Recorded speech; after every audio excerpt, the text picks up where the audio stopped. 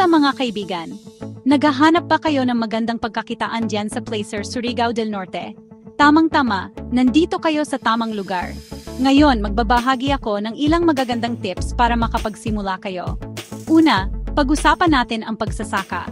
Ang lupang sakahan sa Placer ay mataba at ang klima ay saktong-sakto para sa agrikultura. Pwede kayong magtanim ng palay, mais at saging. At kung may kaalaman kayo, pwede nyo ring subukan ang organic farming na patok ngayon. Sunod naman, pangingisda. Sagana sa yamang dagat ang Placer. Kahit bihasa ka na o baguhan pa lang sa pangingisda, marami kang mahuhuli dito.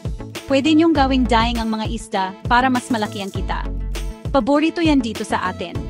Ngayon, kung mas gusto nyo naman ang pagnenegosyo, bakit hindi kayo magtayo ng maliit na tindahan o sari-sari store?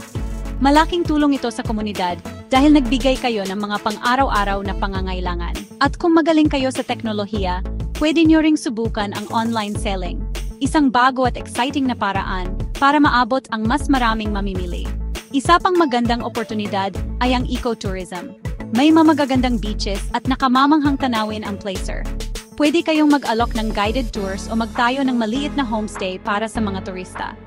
Bukod sa kikita kayo, may papakita nyo pa ang ganda ng ating bayan. At panghuli, huwag nating kalimutan ang local craftsmanship. Kung may talento kayo sa paggawa ng mga bagay-bagay, subukan nyong gumawa at magbenta ng handicrafts. Mula sa paghahabi hanggang sa paggawa ng palayok, pwede itong maging patok na souvenirs. Tandaan, maraming oportunidad dito mismo sa Placer. Kailangan lang ng kaunting pagkamalikhain at determinasyon para mahanap ang tamang pagkakakitaan para sa inyo. Kaya, ano pang hinihintay nyo? Magsimula na kayong maghanap ng magandang oportunidad ngayon. Salamat sa panonood at good luck sa inyong lahat!